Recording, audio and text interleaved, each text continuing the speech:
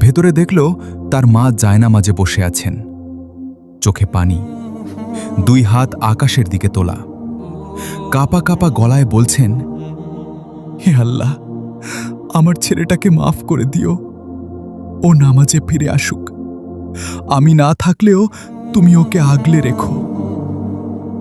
আয়ানের বুকটা হঠাৎ কেঁপে উঠল, তার পুরো শরীর যেন অবশ হয়ে গেল, কারণ সে জানত সে কত গুনাহ করেছে, কতবার মার মন ভেঙেছে, কতবার মা ফজরে ডাকলেও রাগ করেছে। তবুও মা নিজের জন্য কিছু চাইছে না, মৃত্যুর সামনে দাঁড়িয়েও সন্তানের হেদায়েত চাইছে।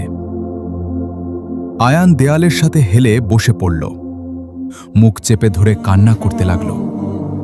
সেদিন রাতে অনেক বছর পর সে অজু করল, তার হাত কাঁপছিল, কারণ সে জানত না কিভাবে আল্লাহর সামনে দাঁড়াতে হয় যখন নিজের গুনাহের বোঝা পাহাড়ের মতো মনে হয়। তবুও সে জায়নামাজে দাঁড়াল, সিজদায় গিয়ে শুধু একটা কথাই বলল, আল্লাহ, আমি খুব খারাপ বান্দা, আমি আপনাকে ভুলে গেছি, কিন্তু আপনি আমাকে ভুলেননি। আমার মার দোয়ার মাধ্যমে এখনো আমাকে ডাকছেন। সেই রাতটাই আয়ানের জীবন বদলে দিল।